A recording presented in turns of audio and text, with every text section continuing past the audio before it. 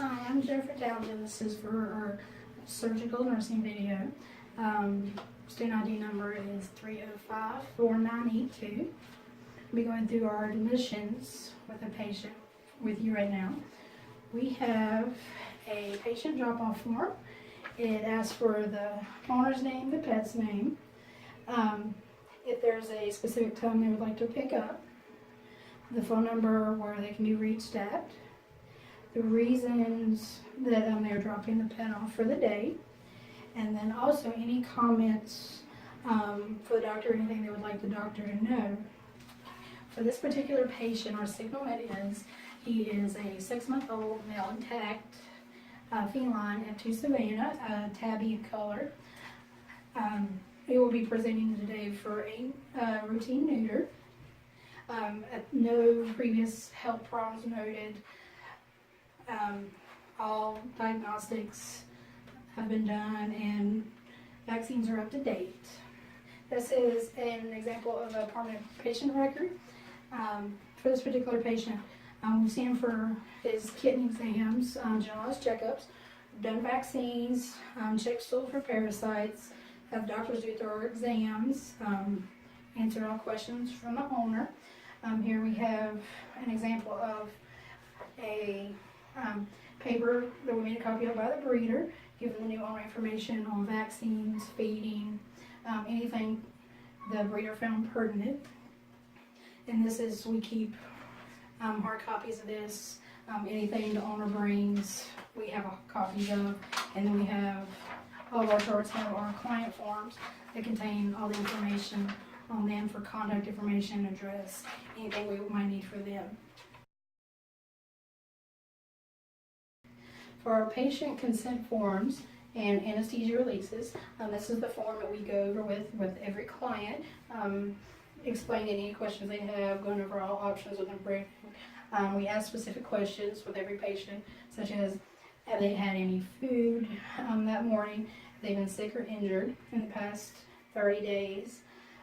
Are they currently on any type of medications? And if they have any allergies to any medications. Then we have options for whether the owner would like to do pre-anesthetic blood work. They check the option that they would most like to go with, either to approve it or decline it. Then the client must initial. Same with the IV catheter. If they would like the catheter or decline it, then they would have to initial it. And then we will have the owner fill out what number that we will be able to reach them at for that particular day from the hours of 8 to 4 if we have any questions or problems.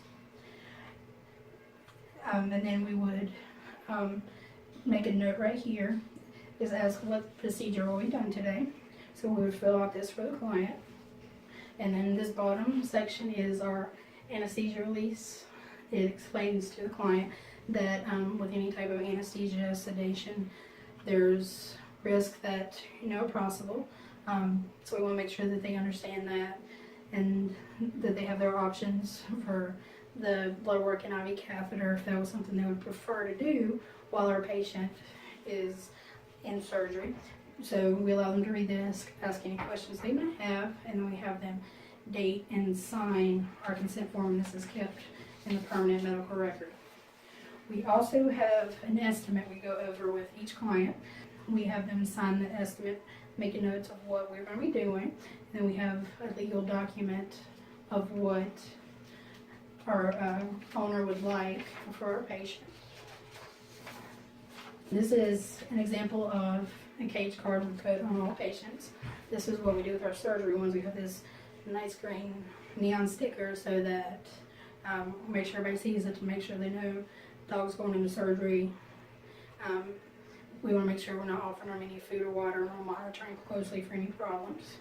But it has our patient's information, the owner's information, contact information, the signalment of our kitty with his breed, age, coloring, and vaccine status. And this is kept with our patient on their clipboard for the day that they're here for surgery until they go home.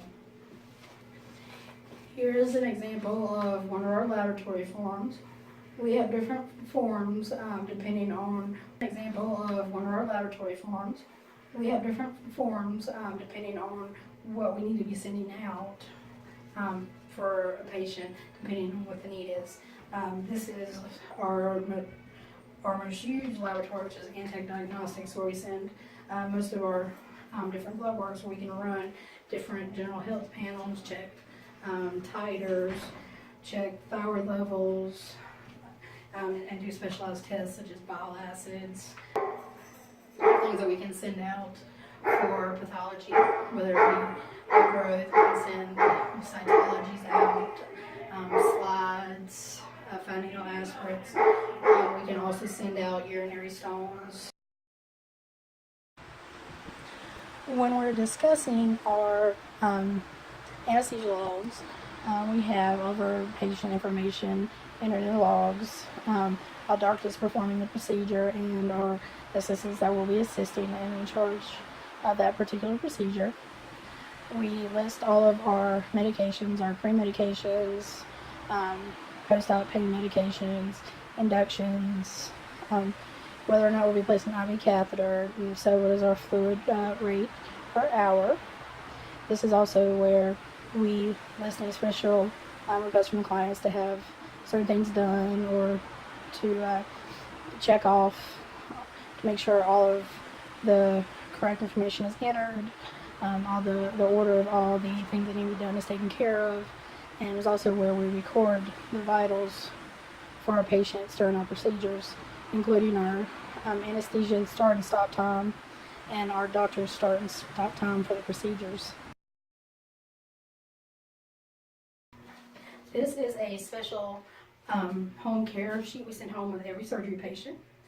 We fill information about the PET, the date the procedure was done, the doctor who performed this procedure, and what exactly procedure was done. It goes over our home care, which is what we go over with every client that we send our patients home with. We go over things such as making sure our patient remains calm, don't run doing a lot of running, jumping, a lot of physical activity that could risk our incision to open. We want them to be able to go out to the bathroom on a leash and brought back in. We want to have them check the incision daily to check for any signs that the incision is opening, that there's any draining, excessive swelling or redness, and if they are to notice any of those, to have them call us. We want to make sure that they understand that we want to keep our patient from licking or trying to clean the area. We can do that by using things such as Elizabethan collar, inflatable donut, having the patient wear a shirt, do anti-licking sprays, different options depending on what our client's comfortable with. Talk about feeding care and for what they should do when they get home. We tell them to offer them a little bit of water an hour or two after they get home, if they're able to keep that down. We want to wait another couple hours and give them a small amount of food, perhaps about half or so of what they would normally get, and make sure that they're able to keep that down. And we'll give them a little bit of more water later. And we'll watch for any signs of nausea or vomiting. We also have an area right here that tells our patient when and if we need them to return for a suture removal. Typical time frame is 10 to 14 days. For certain surgeries it might be longer, up to 21 days. We make a note here so they know when to return to have those out. We also tell our clients to monitor for any signs of coughing. So there might be some irritation from the endotracheal tube, but if it becomes excessive or goes on for a long period of time, definitely want them to notify us so we can take a look at our patient. When we're discussing pain control for our patients to be sent home, it goes with what our doctor prescribes that is best for that patient. Certain patients are sent home with medications such as tramadol, which we instruct the owners to watch for signs of constipation, sedation, anything that shows could be concerning after administering the medication. We send home any type of non-steroidal anti-inflammatories. For our canines, we always have our owners watch for any signs of GI upset, any vomiting, diarrhea, and impotence. If any of this occurs, we instruct them to call us.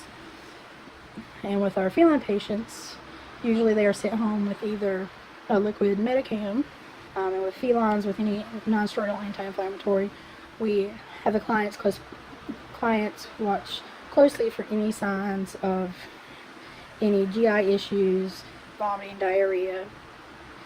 Some patients are sent home on oral buprenorphine that can be given buccally to our feline patients, and having the owners watch for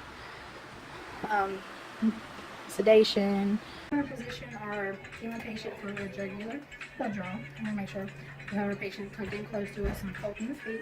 We'll stretch them out, and then pull our head up, and that way the person drawing the blood will be able to hold off the vein and find where they need to go, and try to keep our patient as calm as we can. We go to do a blood draw on the cephalic vein. We're going to hold behind the elbow and extend the blood, and then hold off our vein, and then our person drawing blood will be able to come up and find their vein and draw the blood that's needed from the cephalic vein that runs up here on the front leg. And then on our felines, we do a blood draw from our medial saphenous vein. So we'll put them in lateral recumbency, holding them down. We're going to grab our top leg, and along with her tail, we're going to do a karate chop motion, which allows our blood drawer to have access to the back leg and be able to apply alcohol and find the vein and get our blood. For our jugular draw, we're going to have a patient lay down, we'll hold the front legs, and we're going to elevate the head, hold on to the elbow, and we're going to adjust based on how our person drawing the blood likes to have our patient positioned. For our cephalic draw, we're going to extend the leg at the elbow. We're going to hold off our vein. We're going to hug our patient close to us in case he has any issues. And then we're going to allow the person drawing the blood to come up and apply their alcohol and draw the blood. For our saphenous draw on our dogs, we do a lateral saphenous. We're going to put our patient in lateral positioning. And then we're going to roll off our vein on our back leg, and that'll give access to our saphenous vein located right in here. We're going to take a feline out of our cage. This one's pretty friendly. I'm just going to remove anything that might be in the way or might get knocked around. So we have our patients and then securely grab them, holding onto their legs. And then you can also hold them by the stroke to secure them to you so there's no chance of escape. And when we're putting them back in the cage, we have them in our hold. We're going to place them back in, making sure they stay in the cage. And as you can see, this is a pretty friendly puppy. We'll place all his belongings back in, and then make sure our door is securely closed and latched so he can't come out. Okay, here I'm going to show you an example of how to properly put on a muzzle. For a patient that's nervous, you might need more than one person, just depending on the patient. We're going to come from behind, slip our muzzle on. We're going to secure it, tighten it down, and then make sure that it's not too loose that the patient will be able to remove it. And now we should be able to do what we need with our patient. So you have to base what you need and the technique by patient, what works best for them. Fitting and applying an Elizabethan collar. We've got our patient, and we've got a small collar. We've got it assembled at our smaller setting with a tie to use to fasten it to our patient. We're going to slip it over the head, making sure we remove our ears. We're going to tie it, and we can go around the collar to add extra support. And we're going to tie, making sure to leave enough room underneath that we're able to get a finger under. We're going to make sure that it won't slip back over the head, and that our patient's nose doesn't stick out farther than our econ. If so, we would need to go up a size. Okay. This is Maggie. We're going to recheck on her after spay and an entropion surgery. I'm going to take a quick look at her, see how she's looking. Start by doing TPR, which is a temperature, pulse, and respiration on it. She's a pretty hyper active girl, so I've got some assistants here trying to keep her still.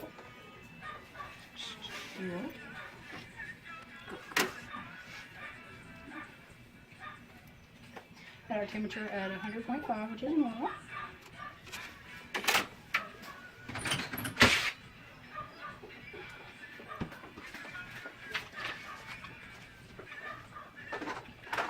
And then we're gonna listen to her heart and lungs while taking her. Okay, now we're gonna take her her heart rate and her pulse while listening to her heart and lungs. With her heart rate, we're gonna listen to her chest for at least 15 seconds, and then multiply that to get her heart rate. For the heart rate, it's best to listen on the left side.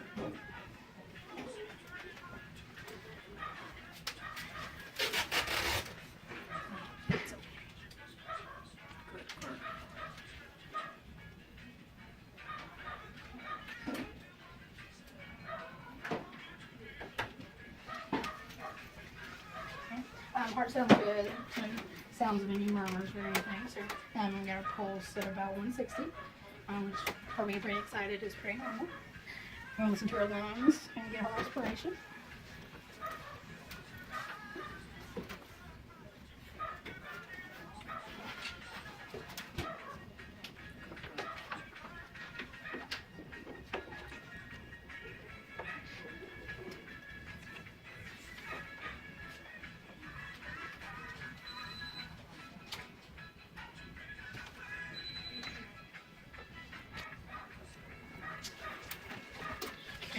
That respiration rate is about 40.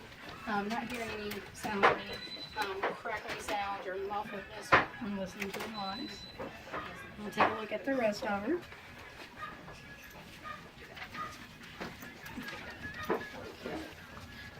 Take a look at her eyes. Make sure you're not seeing any problems. Careful with the one that we have our sutures in. Look for any gross abnormalities, any signs of any trauma.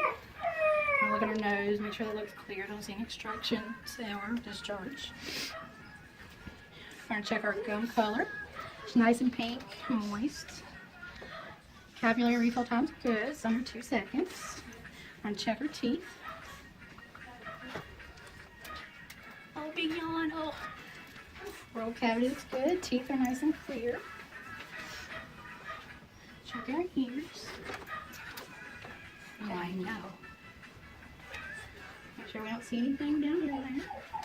If we see any issues, we can always notify the doctor and perform additional testing.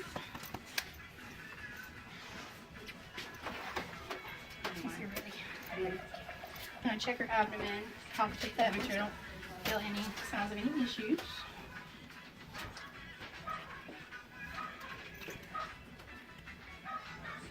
Make sure she's not painful anywhere, not feeling anything there.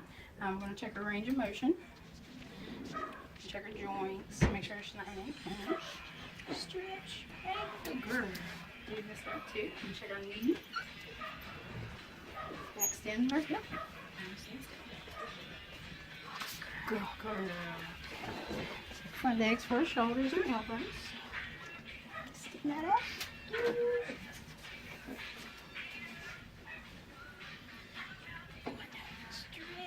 Oh, good girl.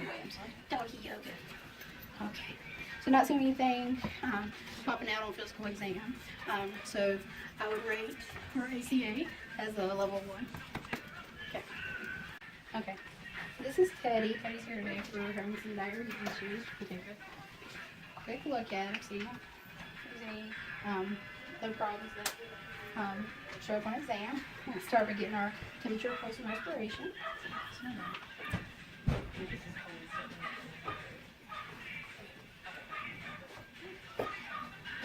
It's good if you kind of distract your cat while doing this so they get upset. Temperature is 101.9.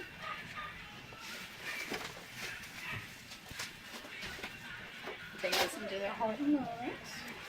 Start by listening to the heart, getting our heart rate.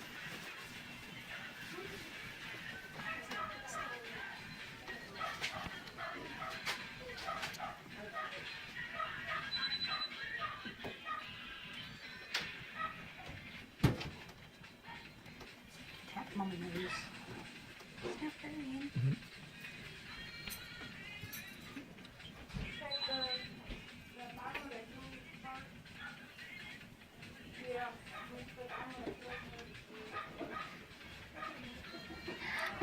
Heart rate's going to sound about 160.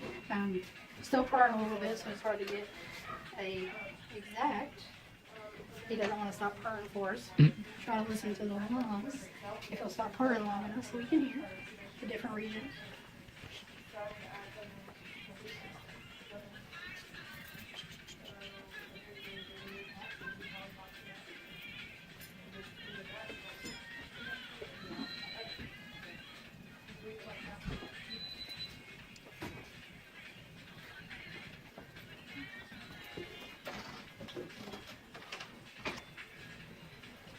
I have a respiration on 30.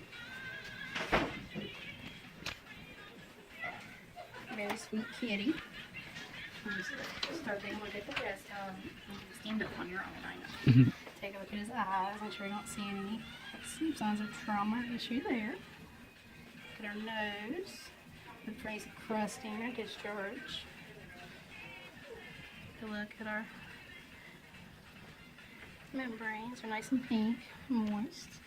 Papillary refill tones, good. Another 2 seconds. Look at his teeth as much as he'll let us. Oral cavity looks good. Ears look good. Not feeling anything in the lymph node region. Take a feel of his belly.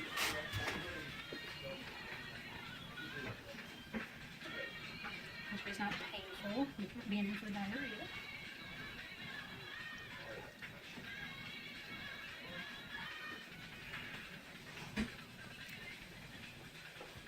Check his range of motion.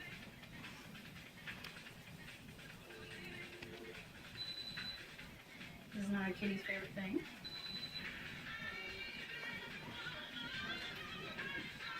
Coat.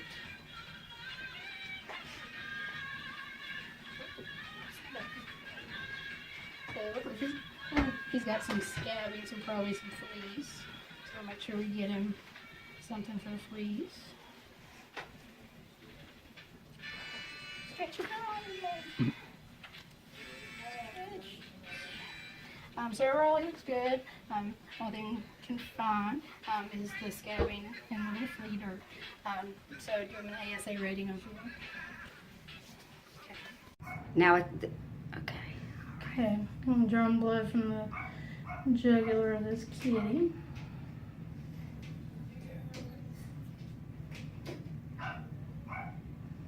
Be real careful with our bevel up.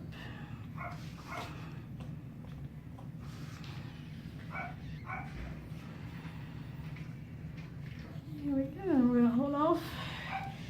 There you go. You can stop it now. So we can go ahead and draw blood from our saphenous vein on our feline. So we're going to start by applying our alcohol and isolating our vein.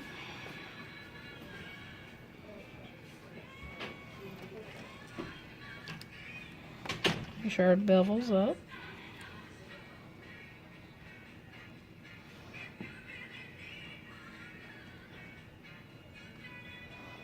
And then we've got our blood sample from our cat.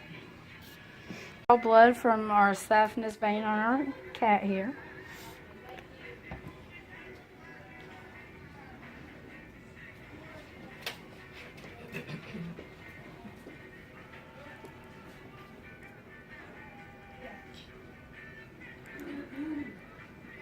So we found our vein. Gonna turn our needle so our bevel's up. Use my finger to stabilize our vein.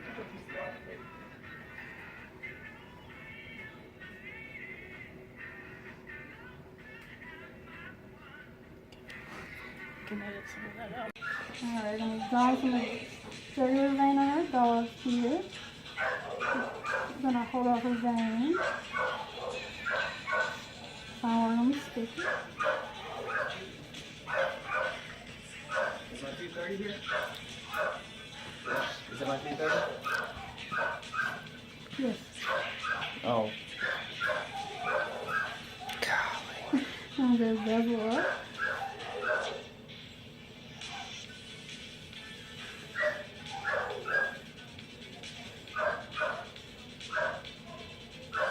Let's hold that up here. Okay, hold it. We're going to be drawing from our cephalic vein for our heart rhythm test. Here's our assistant holding off the vein. Use our alcohol to help our airway down. And locate our vein. Use my thumb to kind of isolate it. Take our needle with our bevel up.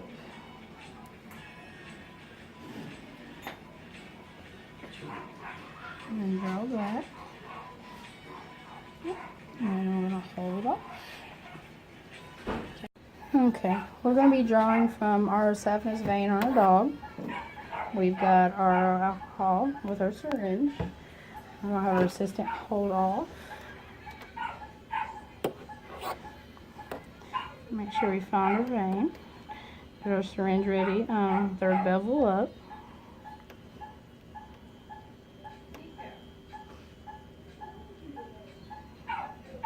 And then just draw blood. And now we're just going to hold that up. When we're looking at doing pre-anesthetic blood work on our surgical patients, especially those of a younger age, looking at things like doing small panels, minimum databases, there's certain things we do want to specifically check.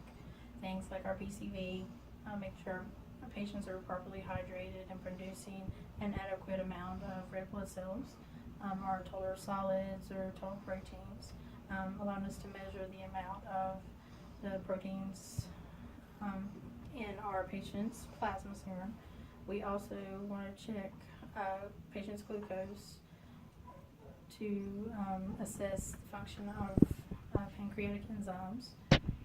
Looking at our BUN or blood urine nitrin allows us to see how our kidneys are eliminating waste such as nitrogen in the patient's bloodstream, to make sure that they're able to properly filter out the anesthesia and medications introduced to their bloodstream. Also want to check for analase aminotransference, which is one of our liver enzymes that measures the amount of histocytes in our patient's blood, and that can be a generic screening to show us problems with our liver function.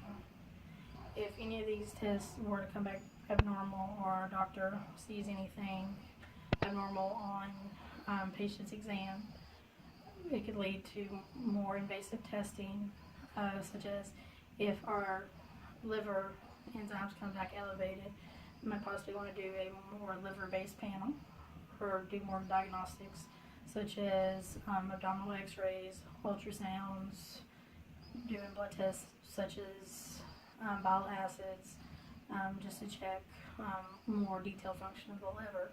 We're discussing medications to use for pain management and induction in our patients. Usually our doctors tell us, based on history, medical issues, what medications they would like to use. For this particular patient, our doctor decided, since we were not able to place an IV catheter, that we were going to use Tiazole as our induction agent. He gave us the milligram, which was 35 milligrams. From there, we were able to find the volume of dosage we were going to be giving, which was our 0.35 mLs. And here, our pain medication, we're going to use Tributrol, which is, we're going to base it on weight and a dosing volume of 0.1 mg per kilogram.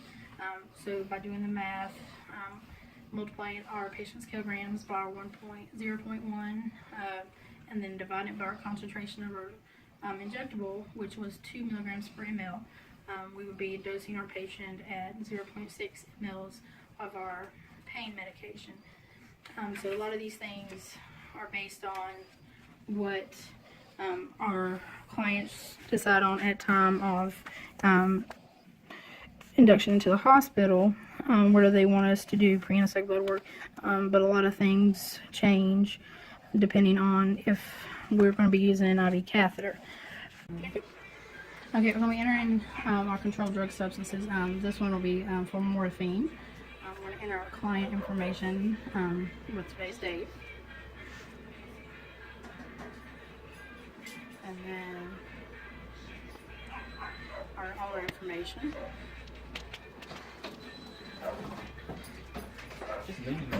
Our pet's name, species, our doctor that will be performing the procedure, our remaining previous balance, and then the amount we gave today. Bring that over, initial, and we'll bring down that balance for the next addition to the log. Okay, when we're looking at the parts of our anesthesia machine, we start with our oxygen tank. This one's a portable machine. So we have our pre-filled oxygen tanks. We have our gauge on the back that lets us know the amount of the oxygen level still in the tank. From there, we're going to move up to our oxygen flow meter. And this allows us to set the amount of oxygen being released. From our oxygen flow meter, we go to our vaporizer, and this is where our oxygen mixes with our gas anesthesia.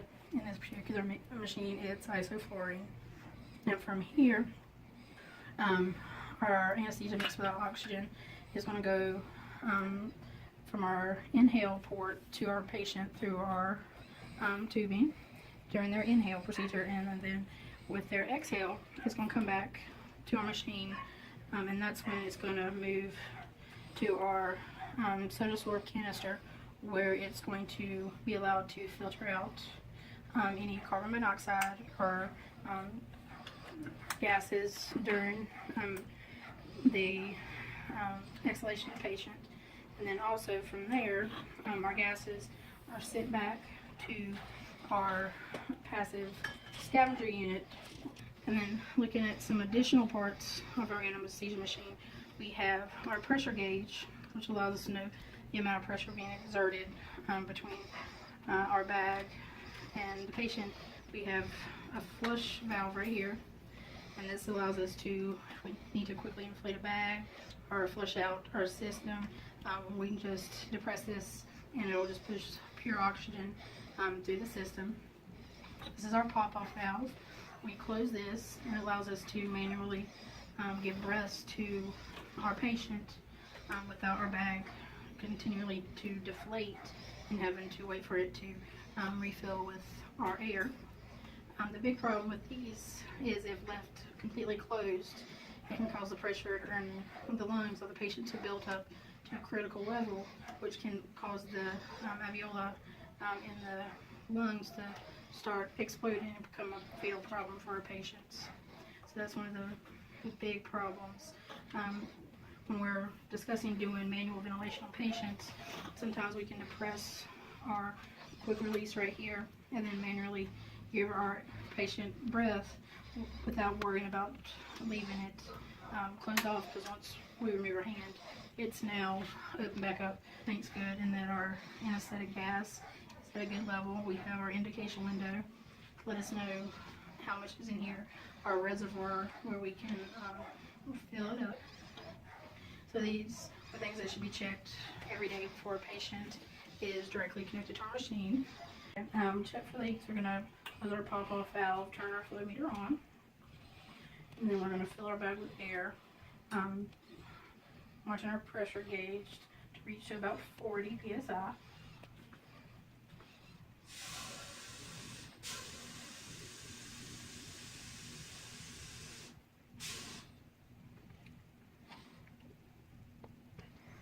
Now we see that our machine is holding, our bag is holding. We don't have any slow leaks.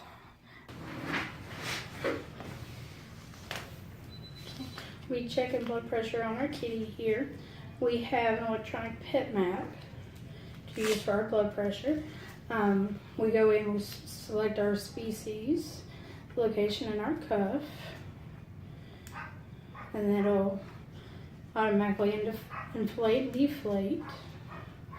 And it'll give us our systolic blood pressure, our diastolic, our mean, and our heart rate. We've got our endotracheal tube. I'm going to try to show you kind of how to measure for our patients.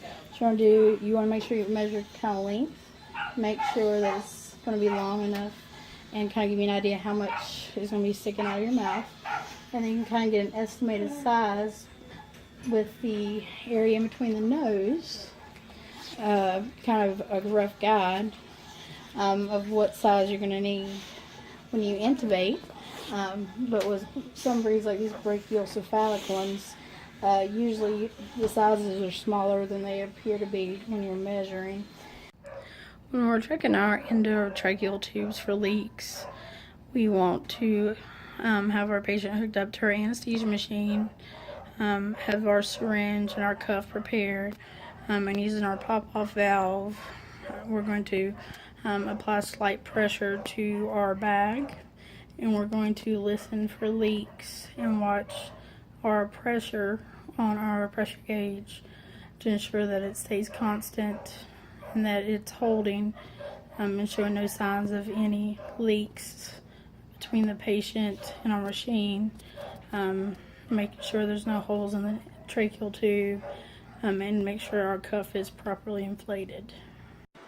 Alright, we've got our patient set up here in surgery. We've connected our respiratory monitor. So we've got a probe right here. Monitor is right here. It reads our respiration, gives us our graph, and then lets us know what the CO2 is. Then we have her hooked up to our pulse ox, which gives us kind of estimated level of the saturation of the oxygen in the blood. And then our EKG, we have a 3-lead on surgery monitor. We have that hooked up to her.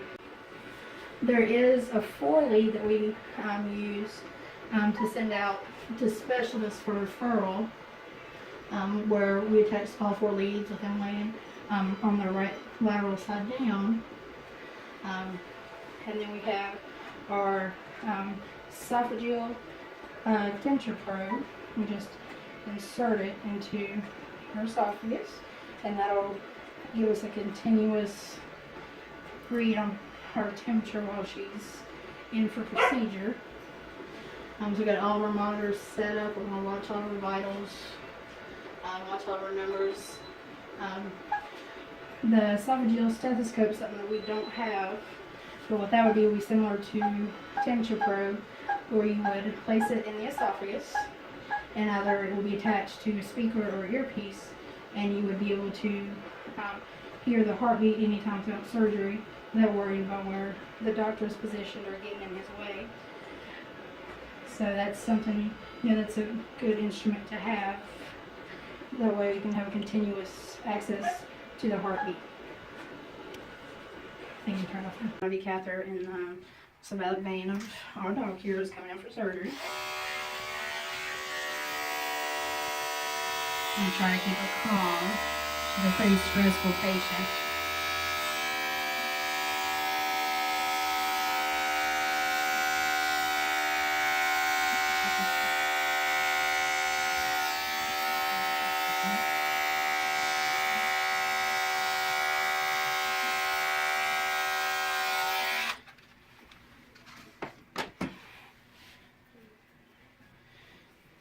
I'll set them away. Then we're going to do our scrub. Do it going at least 3 times. Let me have your leg. I know, that's cold, isn't it? Yeah. Already got our supplies laid out. Got our catheter, our tape, our cap. It's okay. It's okay.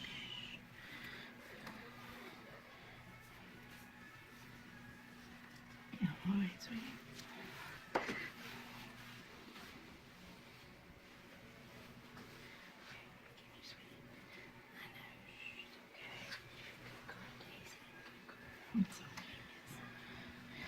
I'm going to locate our vein. We got our accessory here, but we want to go for our cephalic vein. Use my thumb to brace it.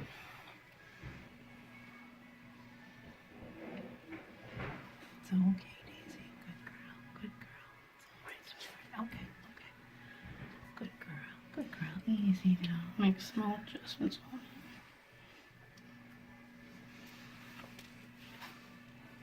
I'll put a cap on it so I can get it taped in. Just clean up the blood, a little alcohol. Put a first piece of tape. Secure our catheter in place. Then we're going to put a cap on. Easy, sweetheart. And we're going to hold off our catheter so she's not bleeding everywhere. Good job, David. And place our other securing tape.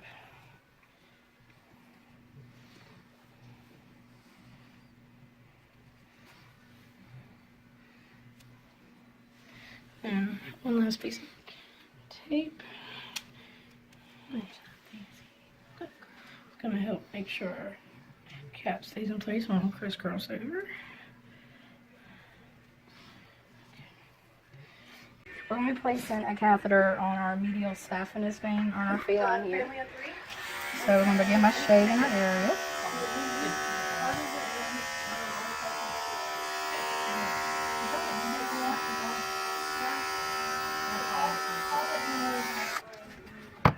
Then move our hair away. We're going to start doing our surgery scrub prep. I'm going to do at least a 3 scrub. You can do more if the patient's particularly dirty. I set them on the counter where you write up your records at. Thank you.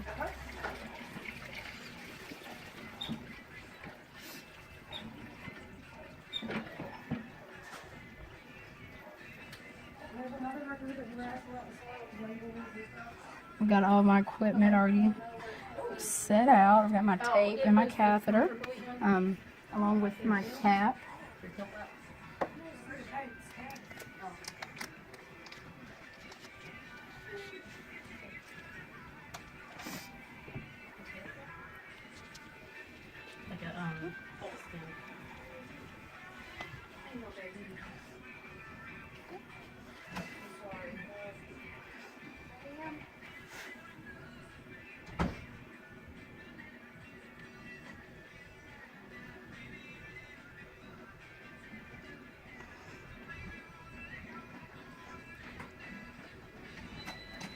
Hold off right there for me. Okay.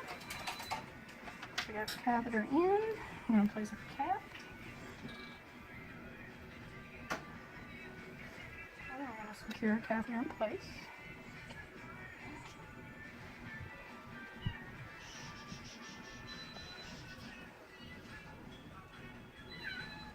You're empty. That's okay. Again, by securing our first piece.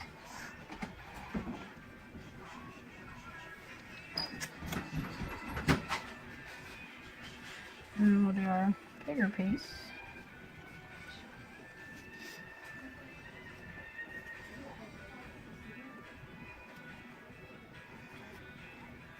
And finally, our last small piece. It's going to help secure our cap stays in place. We're going to crisscross down. Then we're going to flush our catheter to make sure it's patent.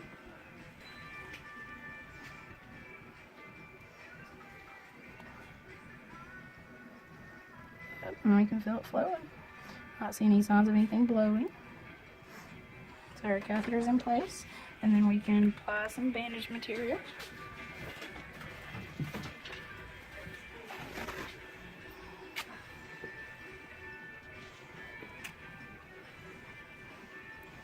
Kind of another layer of protection for our catheter.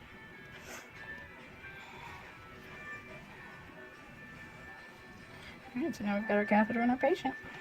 Okay, we're going to do an intermuscular injection on our cat here. I'm going to isolate our muscle and use muscle right here, quadricep muscle. So we've got it isolated. We're going to make sure we go in a caudal motion. I need an assistant to radiology, please. We're going to aspirate back on our needle, make sure we're not in any blood vessels, then we're going to inject into our muscle. Okay, we're going to do a subcutaneous injection. Just got some saline right here. So we're going to pull our skin up. We're going to make a little tent. We're going to find a good location. We're going to insert into our skin, make sure our needle hasn't gone through. We're going to aspirate back, make sure we don't see any blood. Then we're going to inject. We're going to be getting her ready to use her for her spay today. I'm going to start our pre-oxygenation. With her being so hyper, we're going to try to see how long she'll tolerate it.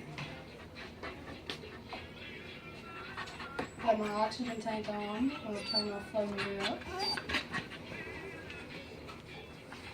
We're going to be doing our induction now.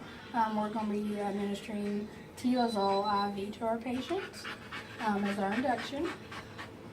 Okay, we're moving to a back leg for our saphenous wings. See if maybe she's a little bit more accepting of that.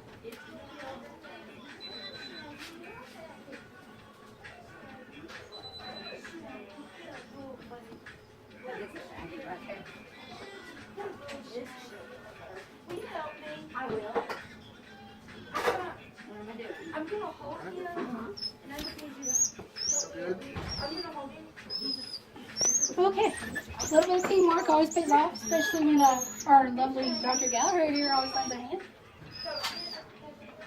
Okay, we got our patient induced and we're going to be intubating. We have our trach tube based on her size that we've measured. And feel the breath and we see our condensation in our tube. So we're going to tie it into place. Then we're going to hook her up to our machine. We get our oxygen turned on and then our isoflurane, and then we'll inflate our cuff.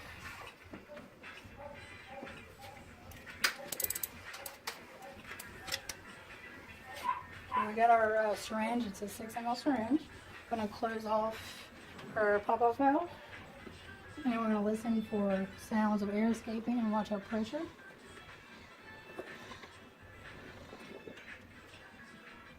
And make sure we're not overinflating. If it gets too tight, we'll have to change tubes. We don't want to cause a tear.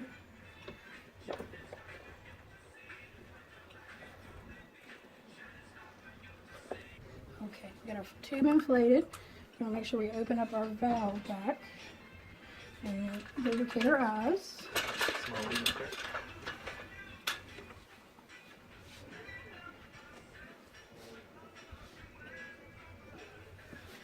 I'm going to monitor her while she relaxes and goes through our anesthesia planes. Watch her eye position, monitor her heart rate.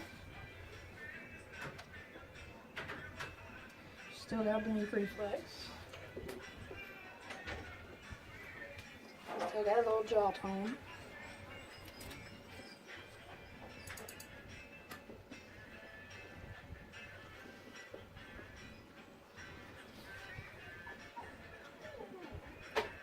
Starting to relax now, so we'll be able to turn our isoflurane level down.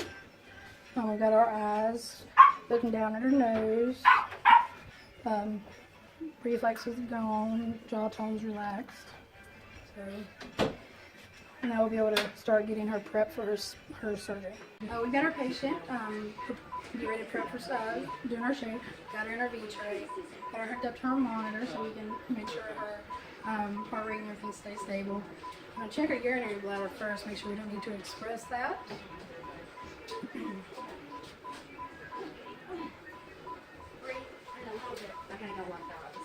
And I'm still not finished with that. That's good.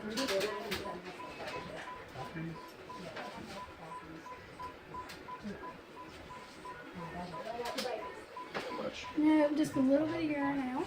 And then we want to begin checking to make sure we have our jackets on to prevent any hair from getting on our scrubs, since we'll be wearing them in surgery.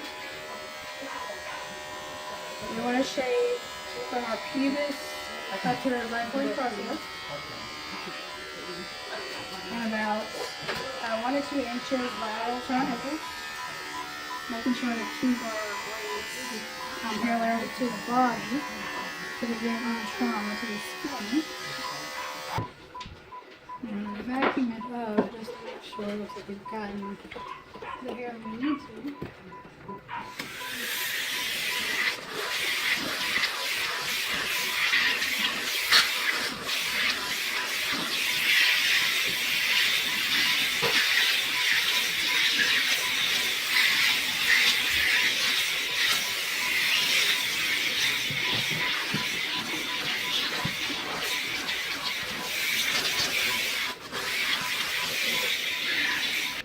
But at least do a set of 3. Can always be more depending on how dirty the skin is.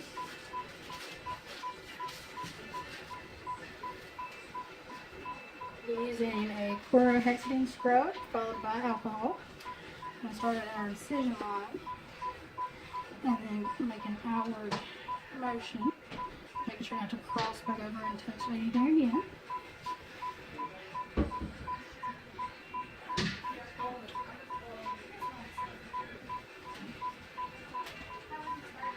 We touch an area of hair or any dirty areas. Start again.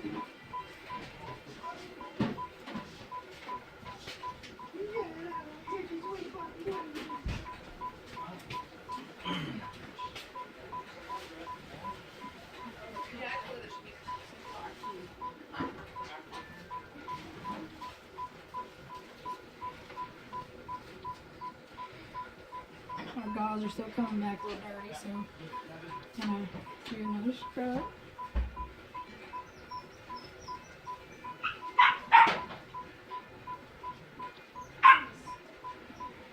Okay, and then we'll do another final scrub once we get her set up. Going to make sure to remove this so we don't take any out of our hair into our surgery area. And then I will start disconnecting our hair and move her into our surgery suite.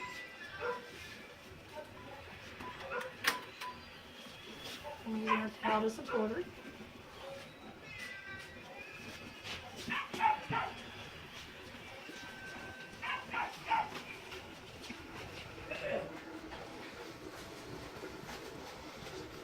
I'm going to hook back up to our machine, get our oxygen on. So it wasn't 2, but Okay. we'll be good at 2 for now. We'll bump her up probably to 2.5 right when we start surgery. We'll get her some quick table. Are you good with where she's at on the table? Yes.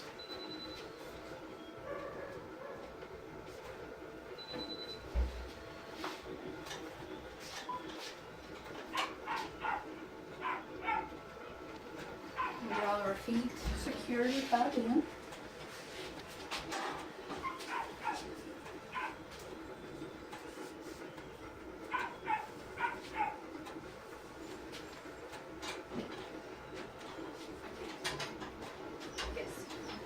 We're going to attach our probes. We have a esophageal temperature probe. We'll put this down. We'll measure it so I don't go too deep with it. We'll be able to monitor her temperature through the entire surgery. And then we have our pulse ox attachment, which shows us her oxidization, her oxygen saturation, and her heart rate. I'm going to go ahead and give her her injection of her pain medication. Alright, I'm going to give this injection, it's up to you. So we'll go down here, pull up a tin of skin, and we'll go in at an angle to make sure we don't come back through our skin. Now draw back, make sure not getting any blood vessel, and then inject.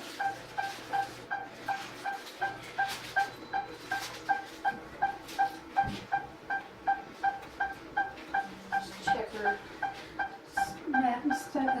vitals and everything before we get started.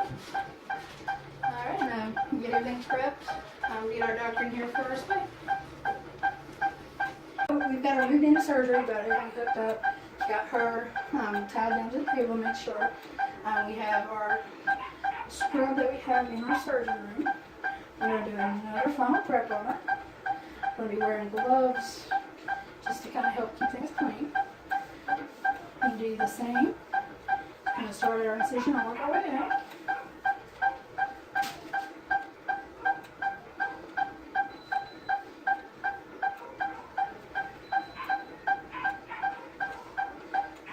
Keeping on our vitals as well.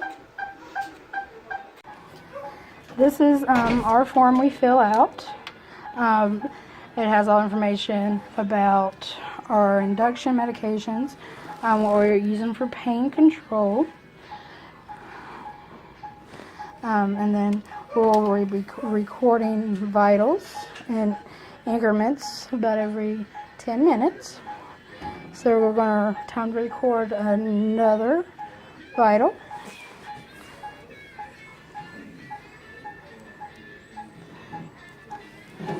So we're going to go in and check her heart rate, her respiration, oxygen, and all of her vitals to make sure we don't need to make any adjustments. I'm going to go over and make sure stay away from our sterile field. We're going to check our vitals. I'm not going to record straight off our monitor because it's not always accurate, so it's best to manually verify because the machines can make mistakes.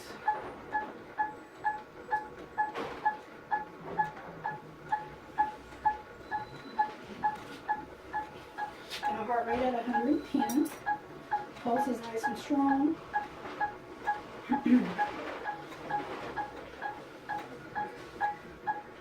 I'm making sure I go under the drape anytime I need to touch the patient and staying away from the sterile field.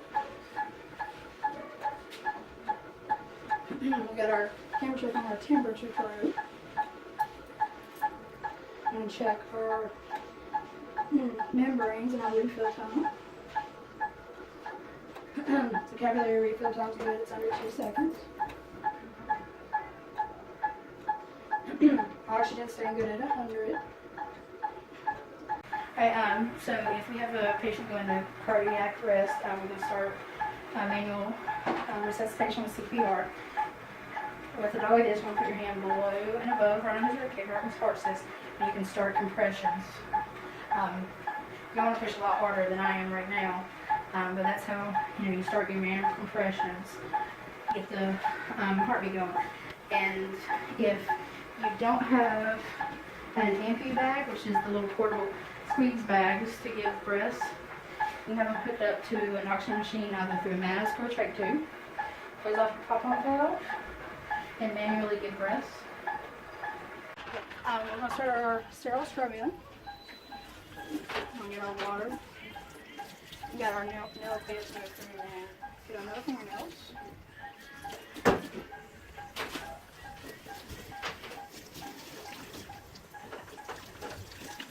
Clean under those.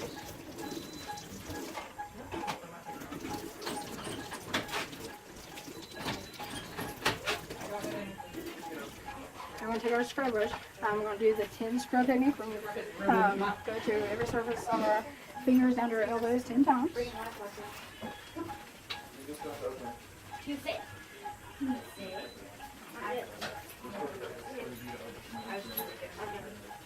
Baby, you ready? He's a little. Step straight up on his toes. Whoa. He's like, whoa, but I didn't get cool. Where'd that paper go?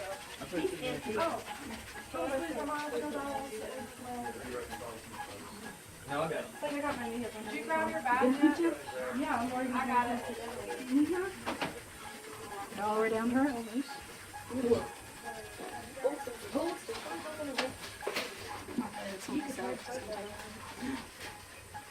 And we're gonna rinse, making sure make the water run down. Our fingertips to our elbows. Yep.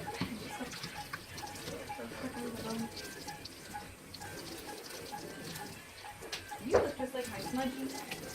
You're bigger. You're like a smudgy on steroids. Grab the water for me. Oh, you brothers are going home for Sunday. You got it. Please don't sit, please don't sit, please don't sit. My leg. I can't take it. Thank you, Michelle. You're a big dog, bro. I'm a really big dog. I remember that. Thanks for noticing. Yeah. Is it basically livestock? We went to the store and met like Like you could get any. Hey, Michelle. I was wondering what that meant because I went over on the last one. And Paul felt it. I was like, hey, hey. Okay, bye. Thank you. You're welcome.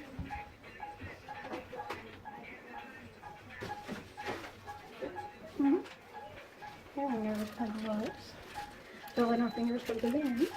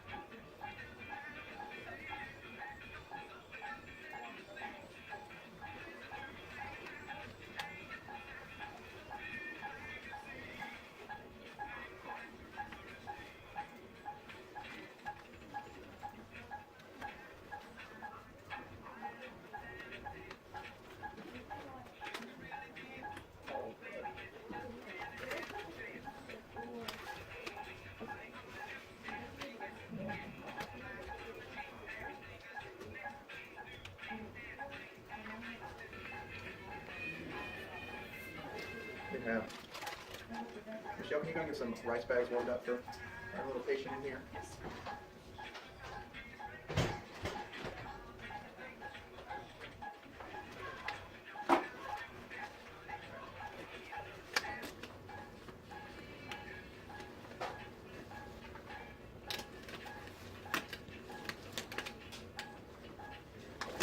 You can adjust the fingertips.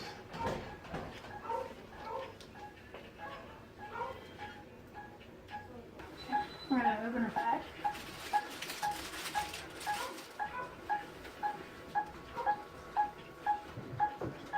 We got our little stretch on.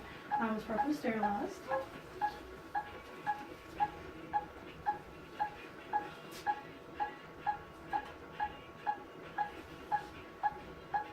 I'm going to go ahead and towel drape our patient, and then we're going to gown and place a big gown drape over top of her later. You know, we've got 20 gauze. Very good.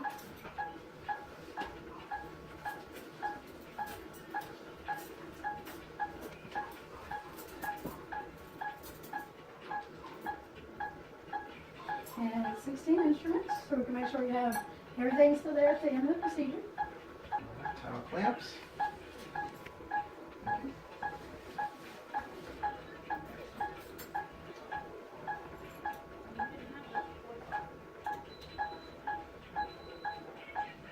You want to do the one on your side?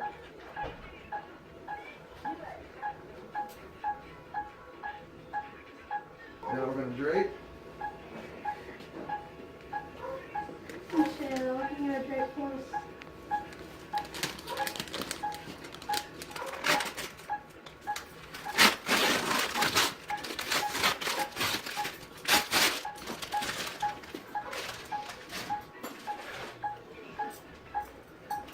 Michelle, I'll need another set of toe clamps too.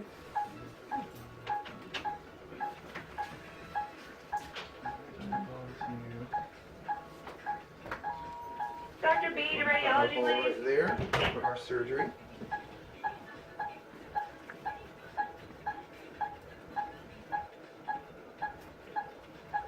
The drape is a tiny bit large, but better to go larger for a patient and not have enough coverage. And then you'll just drape it off and kind of peek through that hole and find the incision as you lay it down.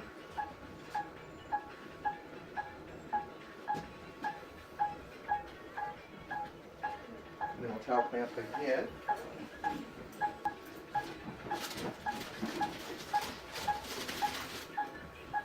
Just clamp it to clamp below. You don't need to go through towel. Just feel free to play. Yep, just feel for a clamp. I'm just going to clamp it to the neck of the towel clamp that's below it. You shouldn't need to do any more than that unless it gets excessive in the end. Alright, now we're ready to open our 10 blade and get our suture ready.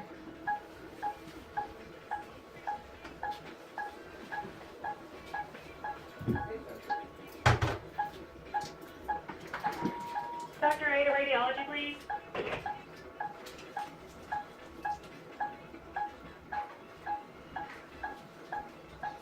So she's loading the 10 blade on the blade holder now. You want to push it in, line up, and then until you hear it snap. You know it's on. Please, thank you. And we're going to start surgery. I'm going to start cutting. I'm sure we can mark down the time.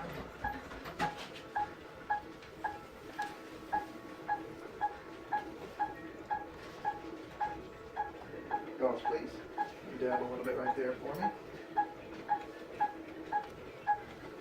Right there in the middle as well. Okay, can I have the nuts and all the scissors?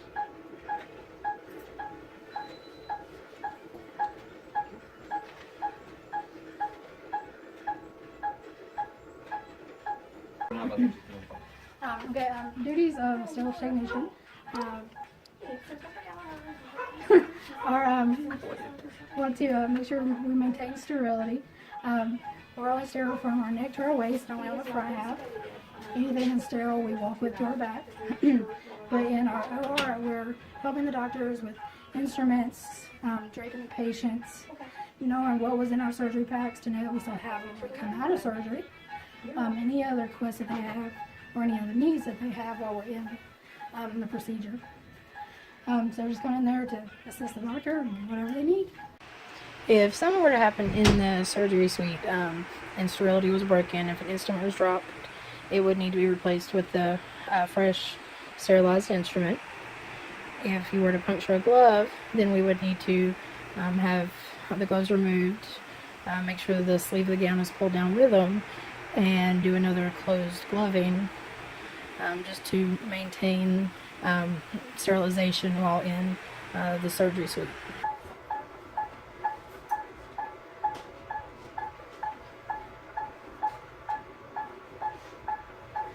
We're in here with our canine neuter patient. I'm just checking vitals.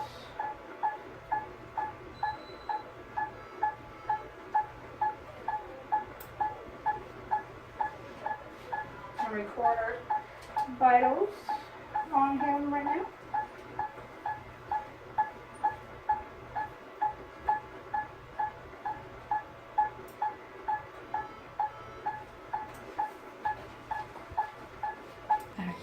So this is Dr. Parks, another doctor that I'm assisting and who's helping me with the video completion.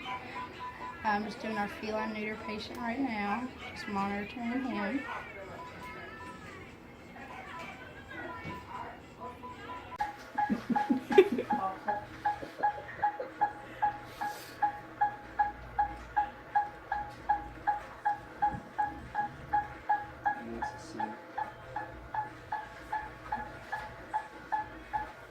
You got my spay ready?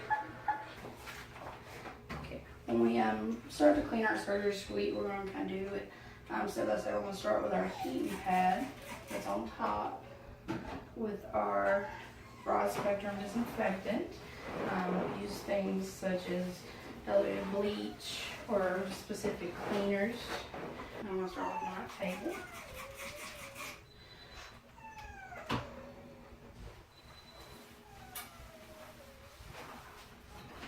Make sure we get all over the table around the edges. And then we can unscrew our table and remove our section, and we can get to our middle piece. And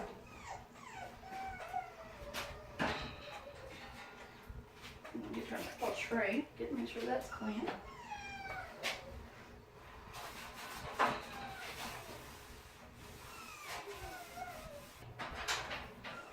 We're also going to wipe down our anesthesia machine and all our probes. So make sure everything's been properly disinfected. And And then make sure we do our light all the way up and down and around.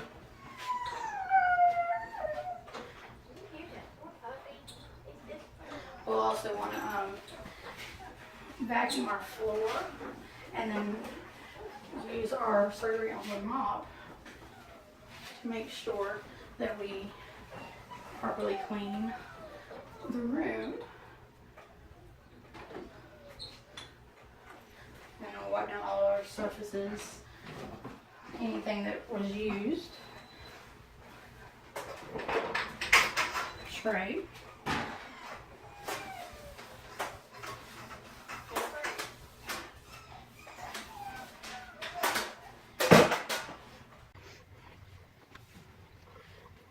When we're cleaning our surgery instruments, we're going to make sure we let them soak in a instrument detergent, and we're going to scrub all the teeth on all parts, go all the way down the handles.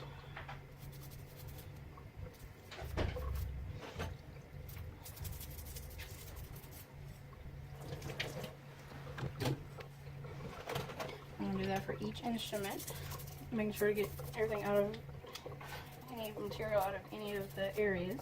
Once we get all the instruments clean, we're going to leave them open in our ultrasonic cleaner. Run that for about 10 minutes with the specialized cleaner in there. And then once that's complete, we'll set them up open to dry and spray them with our instrument milk to help keep them lubricated and keep them from rusting. Now we're going to be wrapping one of our surgical packs. We've got, start with a nice clean table. We have our surgery drapes. We have two. We have our surgery instruments. This is a standard feline spay pack. We've got our spay hook with all our instruments lined up by size and whether they're curved or straight. We've got our towel clamps to secure our drapes and towels, our forceps, and our plate holder. Then we're going to apply our sponges. Do 20 gauze, 2 stacks of 10. Lay these on top of our instruments. And then we will have our 4 surgical blue hook towels. We're going to lay those on top as well. And then we take an autoclave strip. And these will show the doctors when they open the packs that the internal part of our pack has been properly sterilized and it is safe to be used. So we're going to apply that on top, and then we're going to do an envelope fold on our pack with the first layer of the drape and then our second layer of the drape. Start by pulling our ends away from us, and then we're going to come back and do multiple folds to make a tab. We're going to do both sides. Same thing. Come back and we're going to fold multiple times until we leave ourselves a tab. Same with this side. And our tab is what's going to allow the technicians or doctors to be able to open our surgery packs. And then with our last one, we're going to make sure we get a nice smooth end. We're going to come back and pull tightly. Come back and we're going to tuck our last tab into this little shelf that we've created. So this is where we will begin to open the packs. But this is just the first layer. We'll repeat the process with the second layer of our drape. And now that we have our pack, it's double draped. We have our autoclave strip inside with all our instruments, our towels, and our gauze. We're going to take our tape and apply a piece of standard just Scotch tape.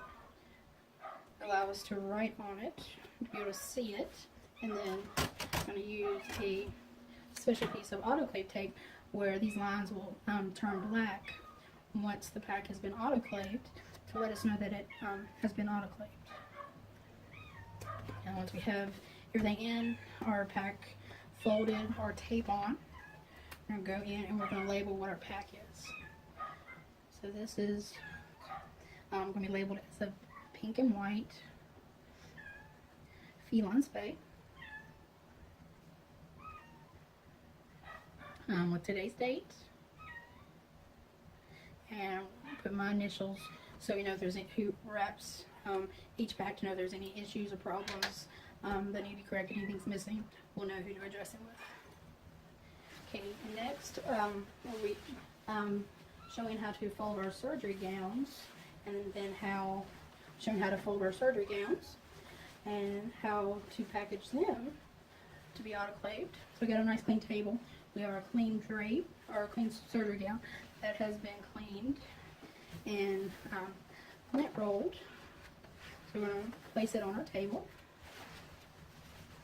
Make sure that nothing is touching the floor it can become contaminated with.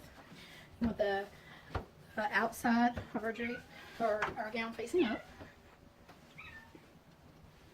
Trying to get it a little even to help us with the folding. I'm going to fold our arms down.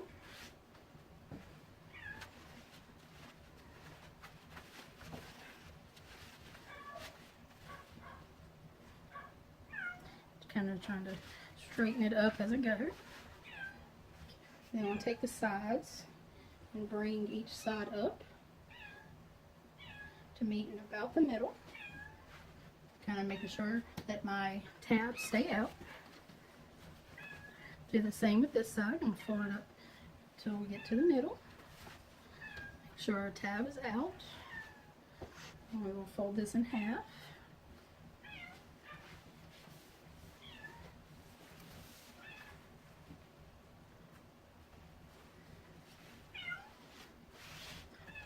The whole time I'm making aware that my ties for the top are sticking out and not getting into the fold. We'll fold this in half one more time. And then we're going to do an accordion fold going up our gown with the top of our gown and our ties on the top.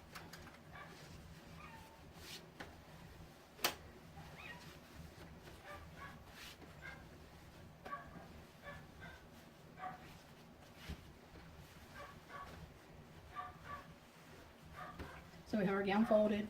We've got our tabs on top. Drapes. We'll move our gown inside. Again, we want to put an autoclave strip. This just signifies to the doctor or technician that the inside has been properly sanitized. And then we're going to start doing our folds. We'll bring our edge up. Come back and just do small folds until we have ourselves a small tab. I'm going to do each side.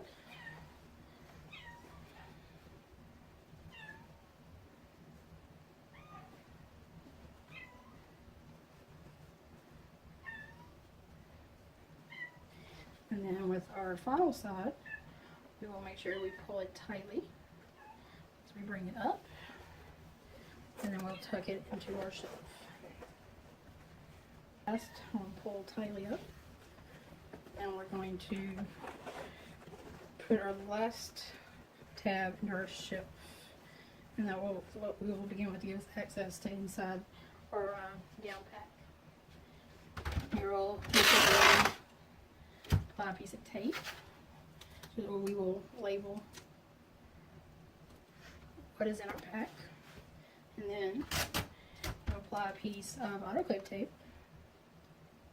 That will allow us to know that the pack has been autoclaved when our lines here turn black. And then we will properly label our pack. But this one is going to be a blue surgical gown.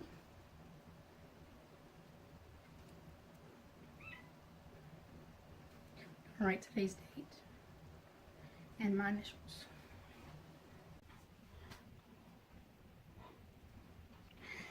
Okay, so when you're working with an autoclave, this one is a steamed autoclave. So what it does is, once you put your instruments in and you fill the reservoir up with water, you set your desired temperature and time, and you seal the door. When you do that, the pressure inside will rise as the heat increases, and then that between the heat and the pressure, that will help clean and sterilize your instruments. you're going to pick your temperature based on what packs you're doing. For example, if we're doing single pouches such as these, we would run them at 250 degrees Fahrenheit for approximately 20-25 minutes. And if we're going to be doing double wrap draped surgery packs, where they have 2 layers of drapes with autoclave strip inside, we'd want to put those here at the 273 degrees Fahrenheit. And then the time on these will range between 35 and 40 minutes. We have our on and off switch. We're going to start at our power source, and then we're going to move our dial to our fill water. And when you open the door, there's a reservoir in the bottom of our autoclave that tells you when your water level is full. Once that's full, you're going to turn your dial to clean and sterilize, and then you're going to seal your door. You'll make sure it's tight because it needs to be pressurized, and then you're going to set your time. Once the timer's done, you can turn your knob and it will exhaust the steam from inside the unit, and your pressure gauge will start to go down. You cannot open this door while there's still pressure inside the chamber, because if you do, you're going to get hit in the face with a lot of hot steam that can cause a lot of damage. So you always have to be extra precautious when using this. So once your gauge has gone all the way down and you've gotten all your steam out, you can open your door, kind of vent it a little bit, and then you want to close it back, leaving approximately an inch left, and then you're going to start your dry cycle, which is again is going to be about another 35 to 40 minutes.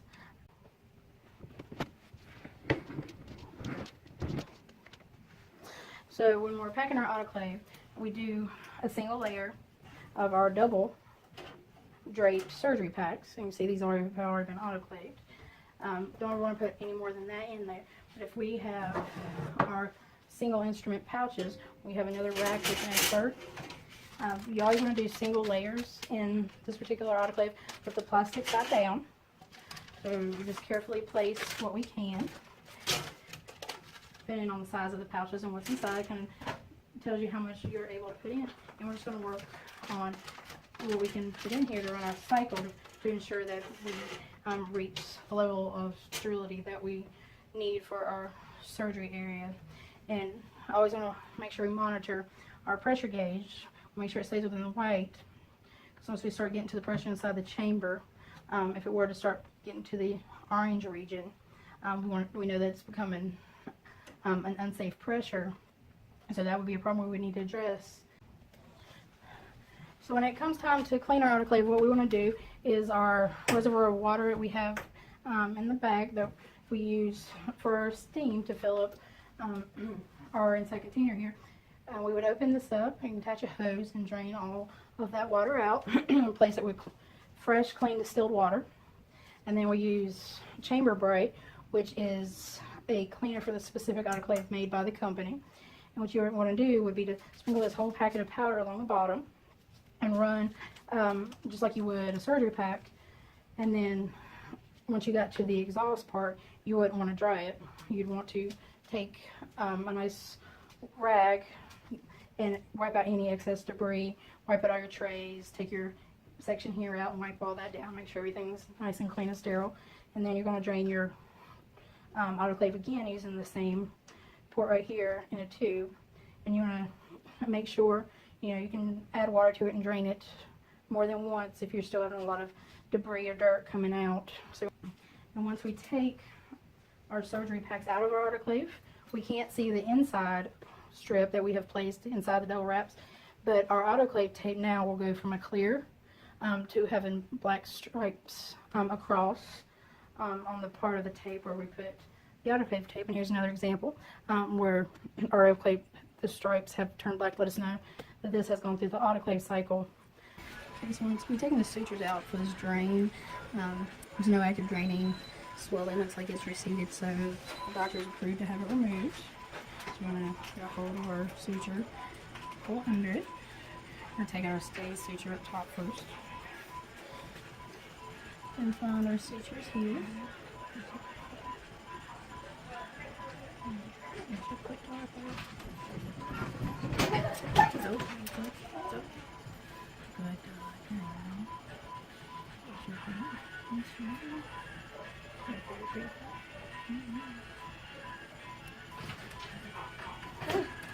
Oh, of course, I'm doing this happening. Alright, we got the sutures out. We got our drain out. When we're checking incisions to remove sutures, we want to look for things such as complete closure, wound healing. We'll make sure the wound's completely closed. There's no sign of any opening, no drainage, no large amount of inflammation. And the skin should start to be scabbing and raised, where our sutures are to indicate that the wound is begun to heal.